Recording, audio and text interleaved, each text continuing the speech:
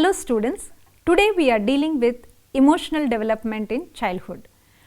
You all know that different factors influence the development of the children, and among such factors, emotions are also playing a key role. Can you imagine life without emotion? Definitely it is impossible. We treasure our feelings, that is, the joy at a game, the pleasure of the touch of a loved one, or the fun with friends. However, negative emotions are also important. For example, we feel sad when loved one dies, or we feel anger when violated our self-respect, or we can also experience fear that we can overcome in an unknown situation, or the guilt or shame towards others when our mistakes are made public. So, today we will be discussing how emotions influence us a lot and how they are developed over a period of time. Emotions color life experiences and give these experiences a specific meaning and a flavor. Emotions inform us who we are, what our relationships with others, and how to behave in a particular social situation. Emotions give meaning to events, and without emotions, those events would remain just as facts. There are various definitions regarding an emotion. A famous person by name Kimball Young, he defined emotion as an all-round state of an organism marked by increased bodily activity and strong feelings directed to some object. That is, the object can be an individual, or it can be an event or a situation. Emotions serve number of functions. It can be both adaptive and disruptive. Let us see some of the functions of emotions. The first function is emotions help us act quickly with minimal conscious awareness. Do you think that what emotion you have to express it? No. Automatically, very consciously it happens. So, emotions are rapid information processing systems which help us act with minimal thinking. Problems associated with birth, battle, death and seduction which have occurred throughout evolutionary history, and emotions evolved to help humans in adapting to these problematic situations very rapidly and with minimal conscious cognitive intervention. If we did not have emotions, we could not make rapid decisions concerning whether to attack a situation, whether to defend ourselves, whether to flee from the situation or provide care for the others, reject food or approach something useful, all of which were functionally adaptive in our evolutionary history and helped us to survive. The second function is emotions prepare the body for immediate action. You cannot separate the body and the mind, both of them influence each other. So, emotions prepare us for a particular behavior. For example, when triggered, emotions orchestrate various other systems like perception, attention, inference, learning, memory, goal choice, motivational priorities, physiological reactions, motor behaviors and behavioral decision making. So, automatically how we are taking the information, which events we are remembering, how we are taking a decision are influenced by a particular emotion.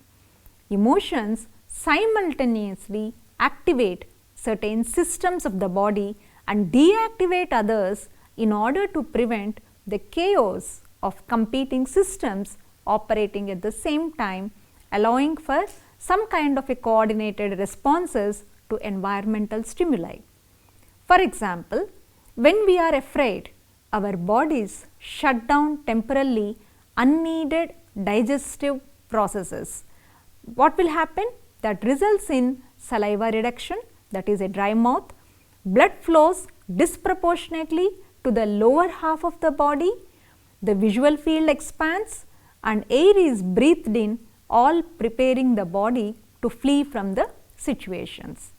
So, you can understand that emotions initiate a system of components that includes subjective experience, expressive behaviors, physiological reactions, action tendencies, and also the cognitions, and all these are purposes of specific actions. Now, what is the third function of emotion? Emotions influence thoughts. Take any situation, our emotions, our thoughts, our behavior go together. So, emotions are connected to our thoughts and memories. Emotions serve as the effective basis for our attitudes, values, and beliefs that we have about the world and the people around us. So, definitely emotions influence our thinking processes. Sometimes this influence can be in a constructive way, sometimes it can be in a destructive way. It is very difficult to think critically and clearly when we feel intense emotions, but easier when we are not overwhelmed with the emotions. The fourth purpose of emotion is emotions motivate future behaviors. Because emotions prepare our bodies for immediate action and they also influence our thoughts and they can be felt, they are important motivators of future behavior. Many of us strive to experience the feelings of satisfaction, joy, pride or triumph in our accomplishments and achievements.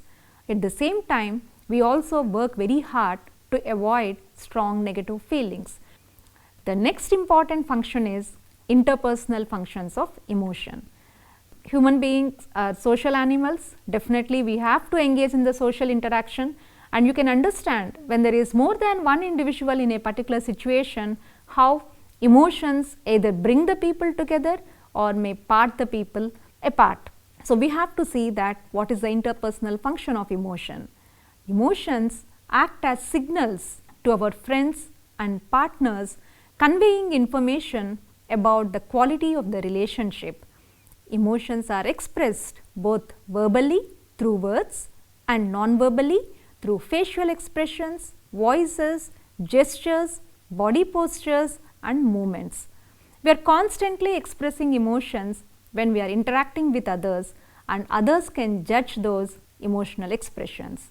Because emotions have this communicative signal value, they help us to solve social problems by evoking responses from others, by signaling the nature of interpersonal relationships, and by providing incentives for desired social behavior. For example, you want to talk to a boss. So, depending upon his emotion, which is expressed verbally or non-verbally, you would decide whether this is the right time to interact with the boss or should we postpone it. So, in this way, like emotions influence our interpersonal relationships. The next important function is emotional expressions facilitate specific behaviors in perceivers. So, as an individual, when you are perceiving the situation, that will influence, that situation will influence, the emotions that are evoked in that particular situation will influence you how to behave. For example, facial expressions of emotion are universal social signals. They contain meaning not only about the expressor's psychological state, but also about person's intent and subsequent behavior. This information affects what the perceiver is likely to do. People observing fearful faces, for instance, are more likely to produce approach related behaviors, whereas people who observe angry faces are more likely to produce avoidance related behaviors. For example, you have seen someone who is fearing. Naturally, you would like to find out, you would like to approach the person and say, inquire what is happening, why this person is showing this kind of an fear. But suppose if the person is expressing anger, you would generally try to avoid. Why unnecessarily have an argument? If we try to approach and if the person is not responding positively, that will lead to a conflict. So, we avoid any individual who is in an angry state rather than any individual who is in a fearful state. The seventh function is emotional expressions also signal the nature of interpersonal relationships. Emotional expressions provide information about the nature of the relationships among interactants. Emotional expressions also provide incentives for desired social behavior. Facial expressions of emotion are important regulators for social interaction. Facial expressions play a vital role in our communication, we are aware of it. In the developmental literature, this concept has been investigated under the concept of social referencing. You know what is social referencing? It is a process whereby infants, just newborn children, seek out information from others to clarify a situation and then use that information to act. In the first study to investigate this concept, Campos and colleagues placed mothers on the far end of the cliff from the infant. The mother first smiled to the infants and placed a toy on top the safety glass to attract them. Infants began crawling to the mothers. When the infants were in the center of the table, however, the mother then posed an expression of fear, sadness, anger, interest or joy. So, when different emotions have been expressed by the mother, the results were clearly different for the different faces. No infant crossed the table when the mother showed fear. Only 6% did when the mother posed anger. 33% crossed the table when the mother posed sadness, and approximately 75% of the infants crossed when the mother posed joy or interest. So, this influences how emotions help us to behave in a particular situation. Then emotions also serve socio-cultural functions. Like all of us as individuals, we are members of multiple groups. Probably you are a part of a particular association or a particular literary club, or you might be having different informal groups. So, in each group we play multiple social roles and we follow various norms. So, how difficult it would be to handle all these situations if we are not focusing on the emotions expressed by different people in these groups. So, naturally, like people will be interacting based upon the expectations and the roles that they are playing in the multiple groups of which they are members. This creates enormous potential for social chaos which can occur if individuals are not coordinated well and the relationships are not organized systematically. So, you might have understood now what are the functions of emotions and how effective they are, how they influence our thought process, our behavior, our interactions and also our role in a particular culture. Now, let us see what is emotional development, how we can define that. Emotional development, emergence of the experience, expression, understanding and regulation of emotions from birth and the growth and change in these capacities throughout childhood to the adolescence and to the adulthood, that is known as the emotional development or emotional pattern of development. It starts at the infancy, proceeds to the childhood, enters into the adolescence and continues into the adulthood. The development of emotions occurs in conjunction with neural, cognitive and behavioral development and emerges within a particular social and cultural context.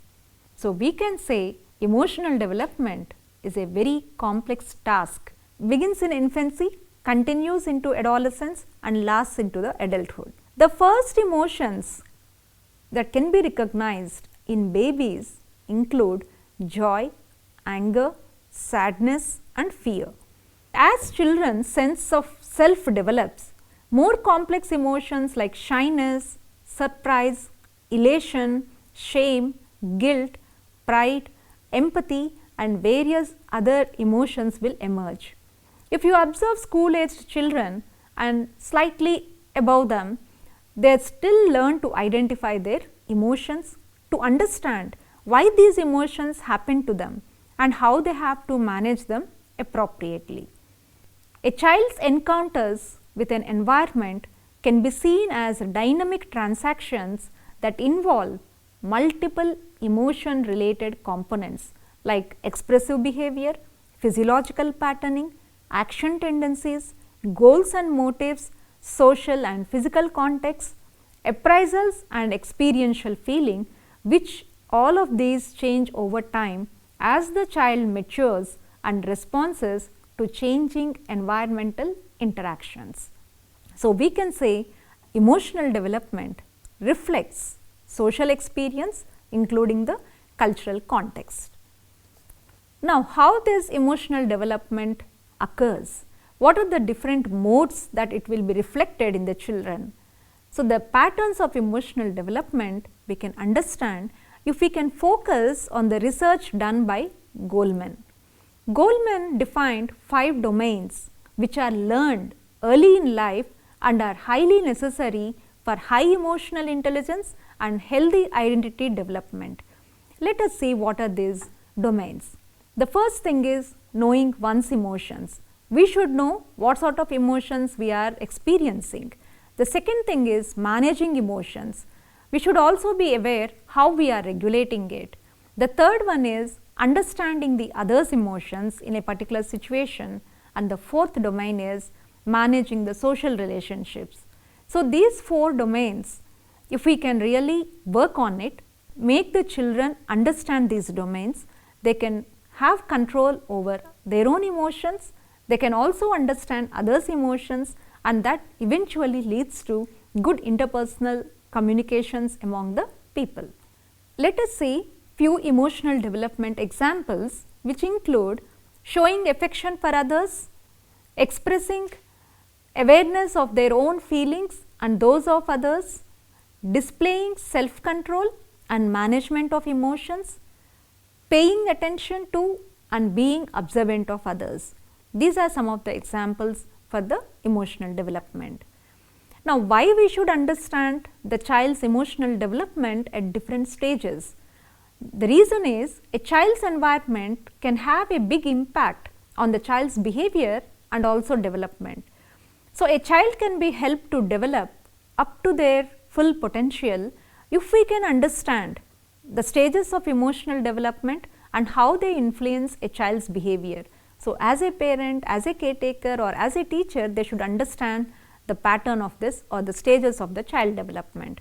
Once we understand, this can be used to create an environment that fosters a child's development. Once you have understood what is emotional development, pattern of emotional development and stages, significance of emotional development, now let us see what are the stages in the child's life with regard to the emotional development. The first stage would be infant or baby. The age ranges would be from birth to 2-year-old. So, many of us will get a doubt whether the just newborn child will have an emotion or not. But if you observe, even the just newborn child will have a smile, or the child may cry and express the discomfort. So, that indicates we are born with some basic emotions. We may not have all the emotions as adult at the time of infancy, but definitely there are certain basic emotions. Now, let us see what happens in this stage. A child goes through many changes in terms of their emotional development in the first year of their life. The infant will go from being a sleepy baby in the first few weeks to being more alert, responsive and interactive with people whom they see on a daily basis. So, during this period, the child will develop a very close bond with the parents or caregivers and especially with mother, and they even start imitating people and breaking into a smile from the age of 3 months. When the child becomes more aware of their surroundings, they will start exploring and developing their own sense of belonging in the family. Once the child is fully aware of their surroundings and family members, they could also start showing signs of jealousy when a parent holds another baby. However, this is a normal sign of emotional development. The expression of emotions during infancy promotes the transition from complete dependency to autonomy. The expression of interest promotes exploration and cognitive development. social or intentional smiles and other expressions of joy promote social interaction and healthy attachment relationships with primary caregivers. The expression of sadness encourages empathy and also helping behavior, and the expression of anger signals protest and discomfort. Infants' unique tendency to experience and express particular emotions and the threshold for expressing these emotions is usually referred to as their temperament or characteristic emotionality. So, during the infancy stage itself, we can understand what sort of a temperament the child may develop at a later time. Researchers generally agree that neonatal smiles or non-intentional smiles are present at birth, and social smiling and emotional expressions of interest appear as early as 6 weeks of age. By 4 to 4 months of age, infants selectively smile at familiar faces, and at other infants and their caregivers begin to share positive emotional exchanges with them. Researchers disagree in their explanations of the development and time of emergence of discrete negative emotional expressions. However, consistent with the view that infants express negative emotions in early infancy, scientists also have shown that infants perceive and respond differentially to the negative emotional expressions like sadness, anger, or any other emotion by the age of 4 months. During the second 6 months of life, as infants gain rudimentary cognitive and memory capacities, they begin to express particular emotions based on context. Emotions begin to emerge dynamically as the infant begins to take a more direct role in emotional exchanges with caregivers. The emotional bond with the caregiver is increasingly important as infants seek support for exploration and look for signals of danger. During this infancy stage, facial expressions of infants show happiness, fear, and anger. Babies learn to react with smile to positive input like voices, touch, and even smells. Adults can usually soothe the infants with touch, voice, and smell. Many babies discover self-soothing behaviors self-soothing behaviors or techniques like sucking their thumbs. At least by half year, that is by 6 months, children typically know appropriate ways to express happiness, fear, or anger. They learn these skills through responses and feedback modeled by their parents or other caregivers. You all remember about Erik Erikson. He maintained that children whose parents nurture them correctly during this stage, such children would develop trust, security, and hope. So, we can say that during this infancy stage, that is between birth to 2 years, as noticing emotions happen in this critical stage, we need to facilitate them to learn to observe their emotions. So, we have to underline that children start noticing their emotions. So, how we have to foster growth regarding the emotional development in this stage? The first thing is create a safe environment and a consistent environment. This is the starting point from which children can feel confident to explore and express themselves. When they know that you will be there for them at any point of the time, they are more likely to take risks which are necessary for the development. A famous researcher has quoted, "Children are born with the need and the desire to connect with those around them." So, when caregivers establish positive relationships with children during the early years, children will also try to feel very safe and secure, which lays the foundation for healthy social and emotional development. The second important point that we have to remember is we have to encourage self-soothing. Like some children, when they engage in thumb sucking, immediately parents discourage, but sometimes this kind of a behavior will also help children to soothe themselves, and it is the first step to regulate their emotion. It can be difficult not to step in and fix the issue, but if you want a child to be able to manage their emotions later on, it is important to let them figure some things out on their own. We have to wait how they want to handle the issue, check it, and only then we have to fix the issue. Let us not be in a hurry to regulate their emotions. The third important step that we have to cater to the child's emotional development is, as adults, we have to show our own emotions. No matter what stage, children mirror their caregivers, that is, they imitate their caregivers' emotions, whether it is parents, teachers, or any other adult. By matching a child's facial expressions and vocalizing your feelings, we can help a child notice both their emotions and also our emotion. This will help us practice being an emotional role model to the child. Summary of the module. So, students, in this module, we have dealt with what is an emotion, how emotions help us in our day-to-day life, how they influence our behavior, our cognitive processes, and our interactions in the society. We also dealt with what is an emotional development. We just focused on certain examples of emotional pattern of development and the domains which we have to consider when we have to focus on developing the emotions in the children from the Goleman's perspective. And then we understood the significance of the child's stages of emotional development, how the child behaves in a particular stage, and what as adults we have to do in order to facilitate a better emotional development in the children at all these stages. So, at this stage we are stopping with the infancy stage. We will continue as a second part of the module from the toddler to the adolescent stage.